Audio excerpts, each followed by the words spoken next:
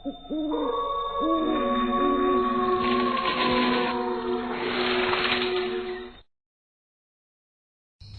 के लगभग 2:30 बजे का वक्त था। प्रीतम अपने कमरे में अपनी पत्नी के साथ बड़ी ही गहरी नींद में सो रहा था। तभी अचानक उसे अपने कानों में किसी बच्चे के हंसने की आवाज सुनाई दी। मेरे साथ लुक्का छिपी खेलो ना, मुझे ढूंढो ना, देखो मैं कहाँ छिपा हूँ। उस आवाज को सुनकर गहरी नींद में भी अचानक प्रीतम का चेहरा बुरी तरह पसीने से भीग गया। वो एकदम से हाँफता हुआ अपने बिस्तर पर उठकर बैठ गया। कौन है यहाँ? देखो, अगर कोई मेरे साथ मजाक कर रहा है तो सामने आ जाओ, वरना ठीक नहीं होगा। प्रीतम के इतना कहते ही एक बड़ा ही भयानक दिखने वाला बच्चा उसके बिस्तर के सामने आकर खड़ा हो गया। वो बड़ी ही भयानक हंसी के साथ प्रीतम के चेहरे को देख रहा था। उसका चेहरा बिल्कुल सफेद पड़ चुका था और हंसते हुए वो बिल्कुल एक राक्षस की तरह लग रहा था। उसे देखकर प्रीतम के रोंगटे खड़े हो गए। डर के मारे उसके मुंह से आवाज तक नहीं निकल रही थी। क्या हुआ, मुझे पकड़ोगे नहीं?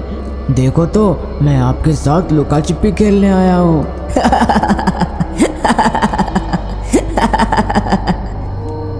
इतना कहकर वो बच्चा बड़ी भयानक हंसी के साथ हंसने लगा।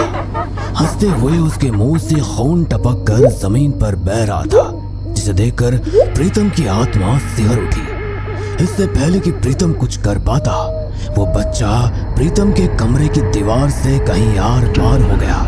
ये नजारा अपनी आंखों के सामने देखकर प्रीतम के होश ही उड़ गए और उसने अभी जो होते हुए देखा उस पर प्रीतम को भरोसा ही नहीं हो पा रहा था। कहाँ चला गया? कहाँ चला गया वो? ऐसा कैसे हो सकता है? नहीं नहीं, ऐसा सच में कुछ भी नहीं हुआ है।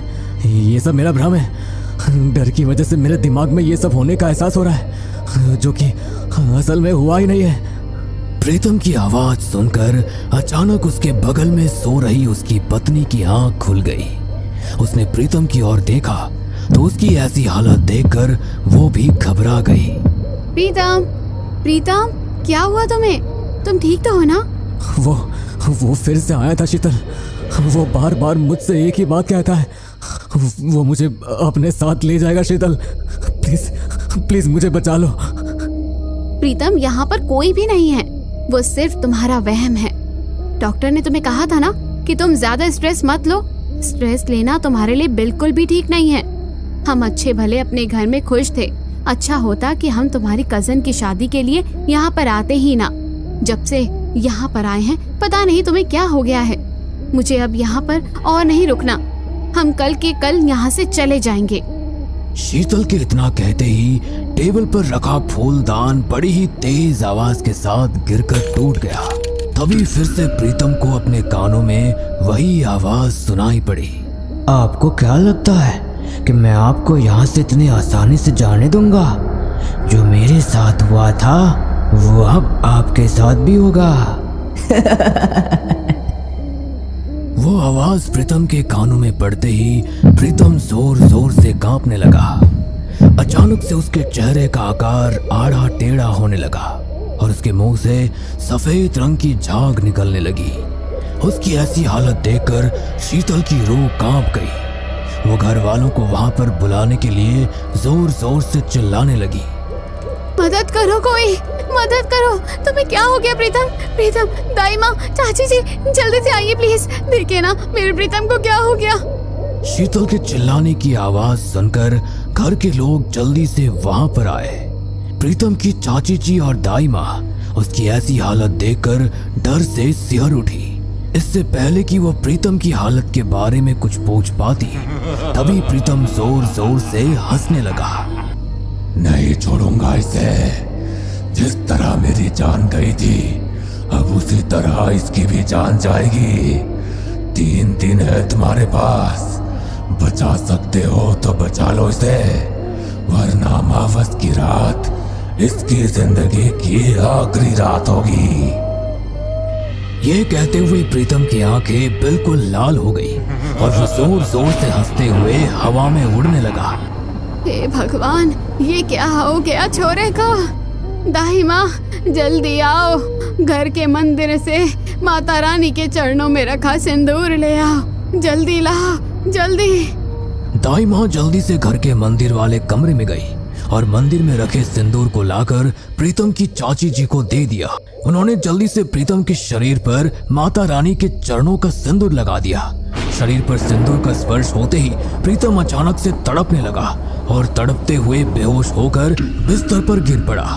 प्रीतम की ऐसी हालत देखकर शीतल डर के मारे जोर जोर से रोने लगी। अच्छा होता कि हम दोनों यहाँ पर आते ही नहीं। ये सब आप लोगों की वजह से ही हुआ है।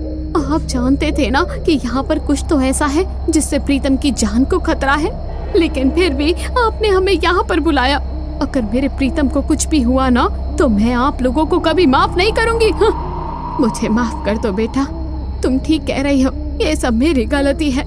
मैं नहीं जानती थी कि इतने साल बाद वो जाग उठेगा। ये सब मेरी ही गलती है। जाग उठेगा?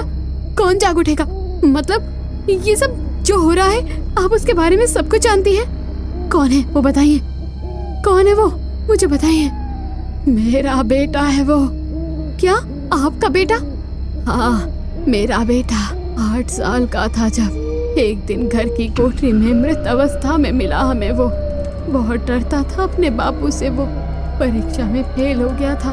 उसने सोचा बापू बहुत मारेंगे तो कोठरी में जाके छिप गया और ठोकर लग के फर्श पर गिर गया। कोठरी का सारा सामान उसके ऊपर गिर गया और उस सामान के नीचे दब के मर गया मेरा बच्चा। मैं मानती हूँ कि जो भी हुआ बहुत गलत हुआ, लेकिन आपका बेटा प्रीतम को वो परेशान क्यों कर रहा है? वो उसे क्यों नुकसान पहुँचाना चाहता है? ये तो मैं भी नहीं जानती बेटा, लेकिन मरने के बाद इंसान के अंदर उसकी कोई सुध नहीं रहती है। क्या गलत क्या सही उसे किसी की पहचान नहीं होती। लेकिन मैं मेरे प्रीतम को कुछ नहीं होने दूंगी। भले ही वो मेरा सगा बेटा नहीं है, लेकिन वो मेरे लिए सगे बेटे से भी बढ़कर है। मैं पहले ही अपने एक बेटे को खो चुकी हूँ, लेकिन अब अपने दूसरे बेटे को नहीं खोना चाहती।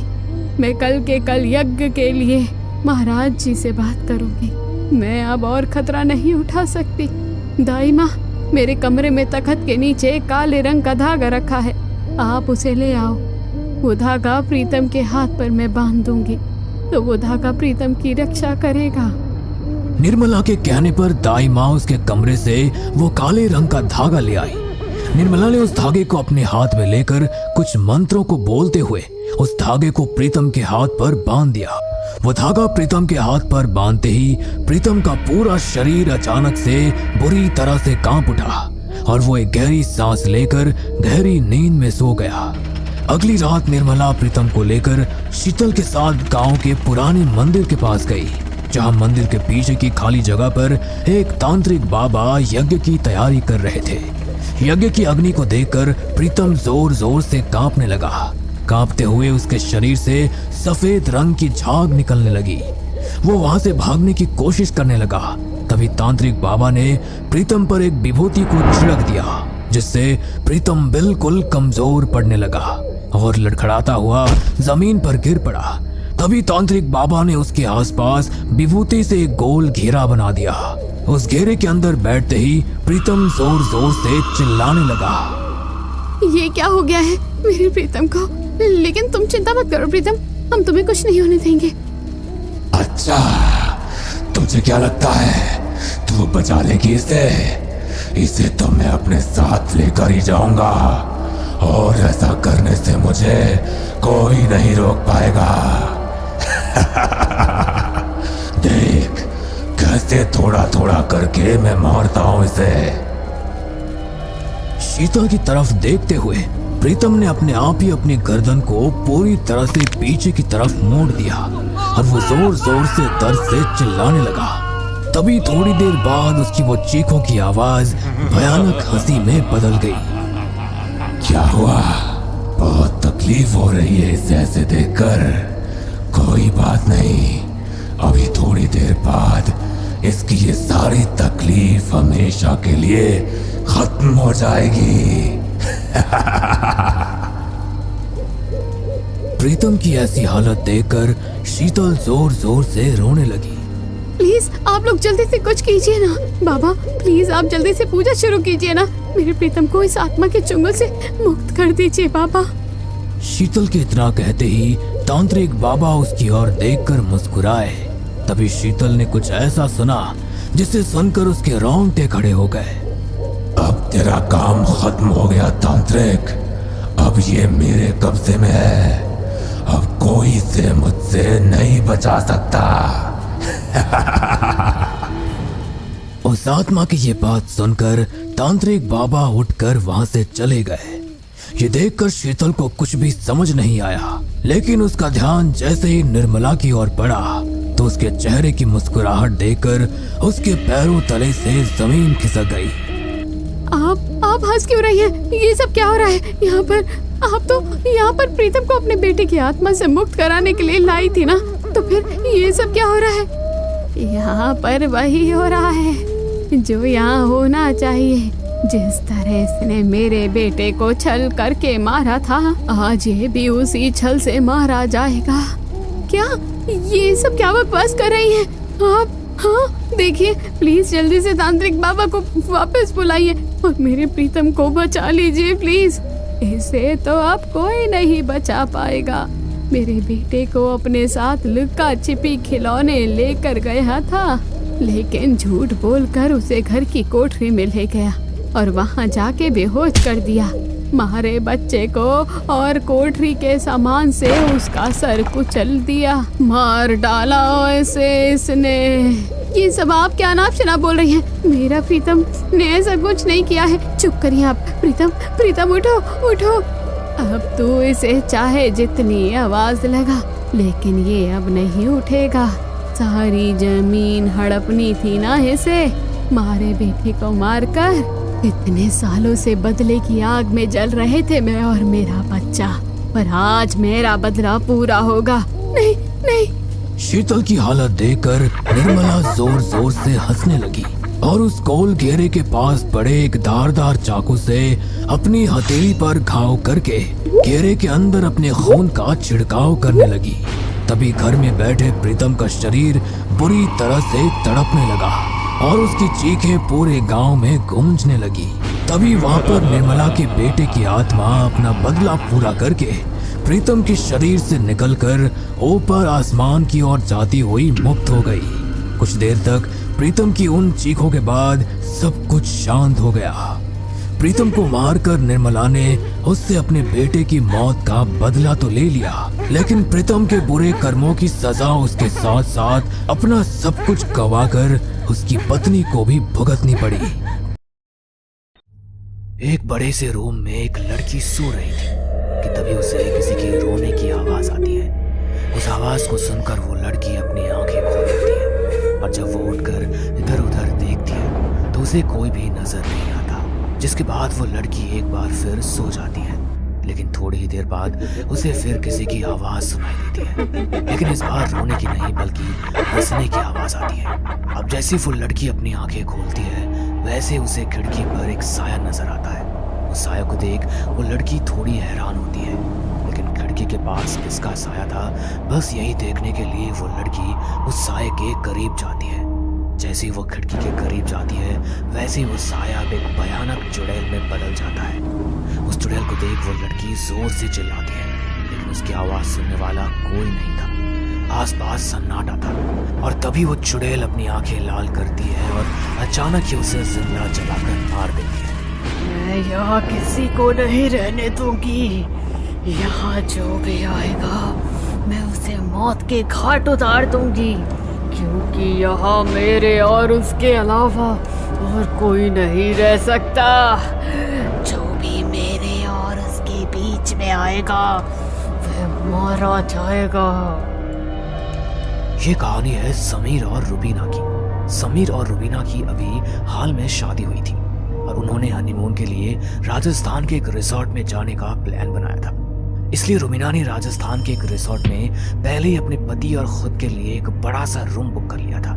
समीर और रुबीना अभी रास्ते में ही थे, तभी अचानक मौसम खराब हो जाता है। उस खराब मौसम में रुबीना और समीर अपनी गाड़ी को आगे ले जाना सही नहीं समझते और रोड के एक साइड वो अपनी गाड़ी रोक देते हैं। बारिश काफी तेज हो रही थी। समीर, बारिश काफी तेज हो रही है और इस बारिश में भला हम रिजॉर्ट तक कैसे पहुंचेंगे?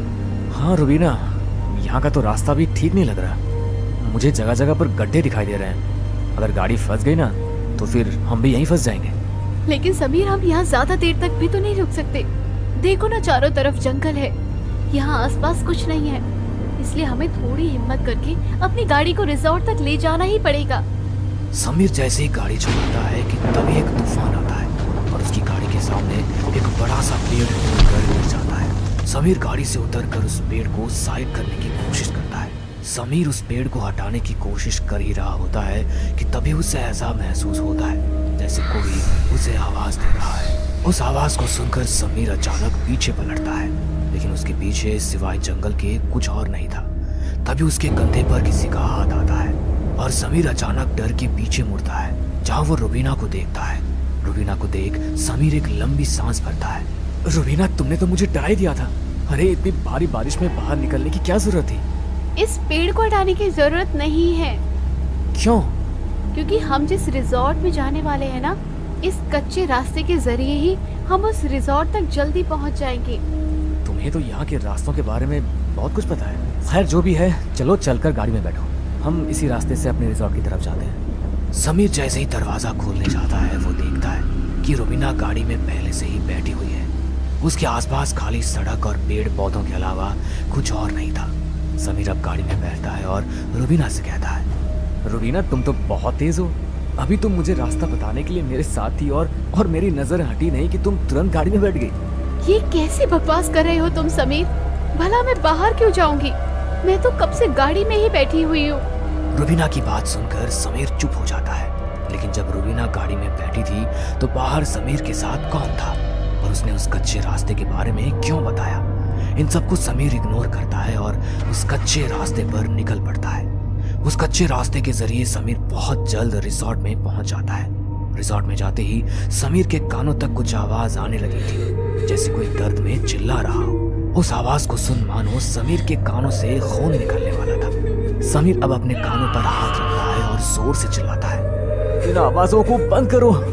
कौन है जो इतने दर्द में चिल्ला रहा है? समीर, तुम्हें क्या हुआ? तुम इतना क्यों चिल्ला रहे हो? रुबीना, मुझे ऐसा लग रहा है यहाँ कोई दर्द में चिल्ला रहा है। ये तुम्हारा वहम है। इतनी देर से तुम गाड़ी चला रहे हो ना, इसलिए तुम्हें भ्रम हुआ है। तुम काफी थक गए हो ना, थोड़ी देर रेस्ट करोगे तो सब ठीक हो जाएगा। रुबीना की बात सुनकर समीर पहुंच जाता है रुबीना के साथ अपने कमरे में। वो कमरा काफी बड़ा था। रुबीना बाथरूम में फ्रेश होने के लिए चली जाती है, लेकिन समीर जो सिर्फ कमरे को ही निहार रहा था, उसकी नजर खिड़की पर जाती है कि तभी उसे खिड़की पर कोई नजर आता है। उसका चेहरा क्लियर नहीं था, लेकिन उसके शरीर पर बड़े बड़े छाले थे, मानो उसको किसी ने जलाकर मारा हो। ये देख समीर बेहद डर जाता है। देखने से साफ पता चल रहा था वो ना तो कोई इंसान है और ना ही कोई जानवर। वो एक साया था। वो साया समीर के करीब आ रहा था। कितने में रुबीना बाथरूम का दरवाजा खोल समीर के पास आ जाती है। क्या हुआ समीर? मैं कब से देख रही हूँ, हम जब से यहाँ आए हैं तब से तुम अजीब व्यवहार कर रहे हो।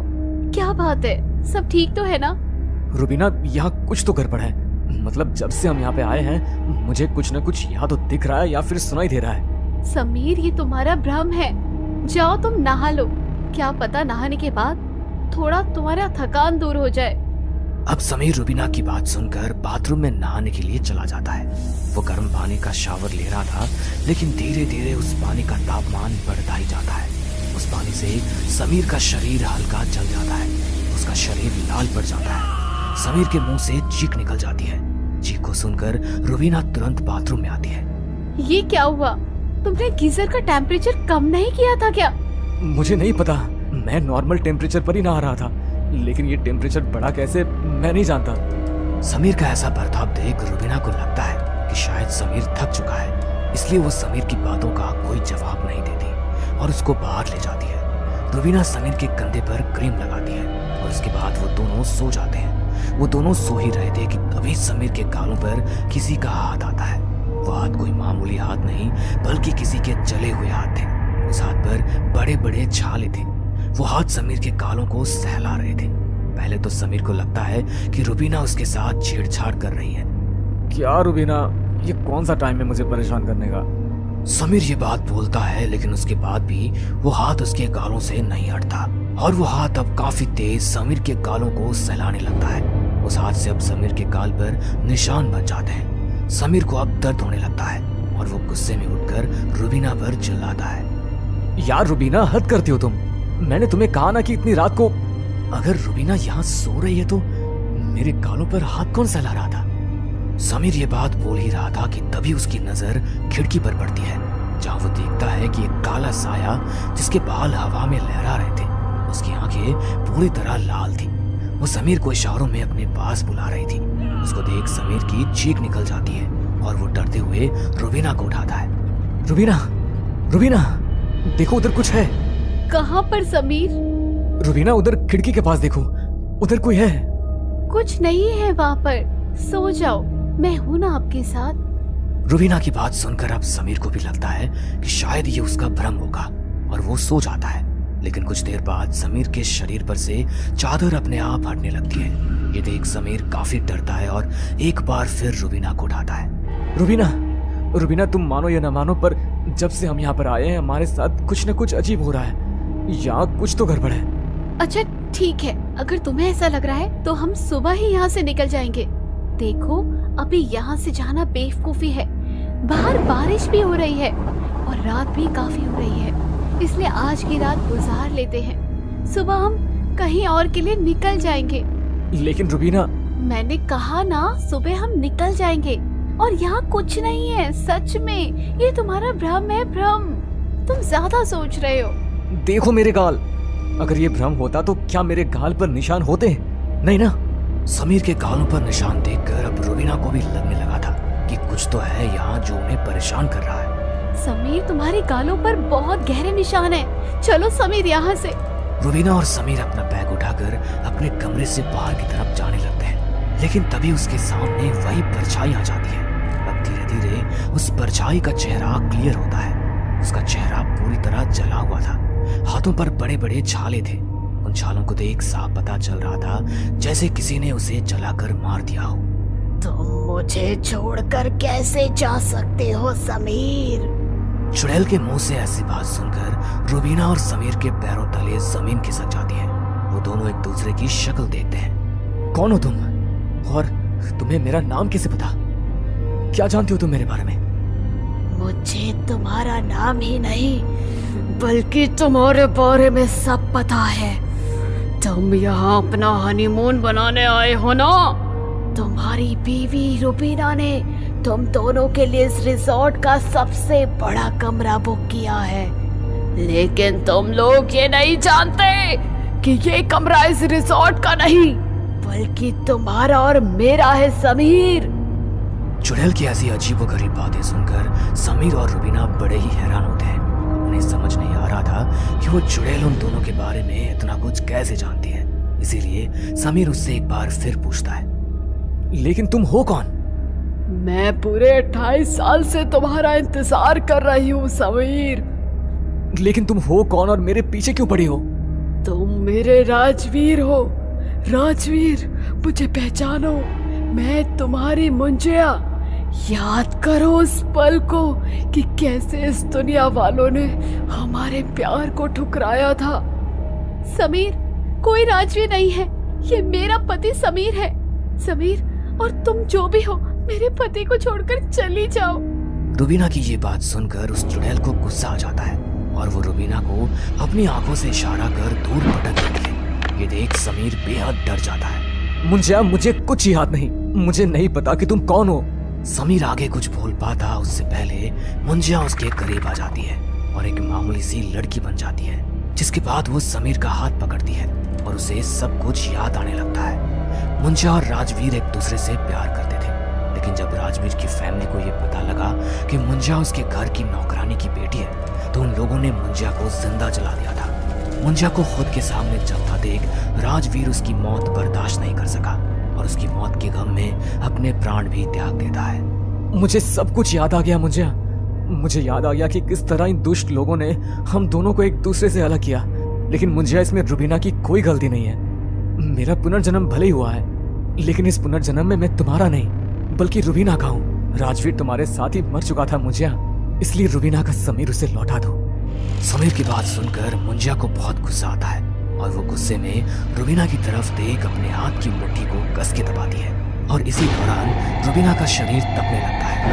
रुबीना दर्द से चिल्लाने लगती है। उसका दर्द देख समीर रोते हुए मुंजिया से कहता है, ठीक है, मैं तुम्हारे साथ चलने के लिए तैयार हूँ मुंजिया, लेकिन उससे पहले मुझे बस एक बार अपनी पत्नी से मिलना है, उसे गले लगाना है। समीर की बात सुनकर मुंजिया रुबीना को छोड़ देती है। इसके बाद समीर रुबीना को गले लगाता है। समीर और रुबीना एक दूसरे के लिए फूट फूट कर रो रहे थे। समीर का सैक्रिफाइस देख मुंजिया थोड़ी इमोशनल हो जाती है और वो समीर को लिए बिना ही वहां से गायब हो जाती है।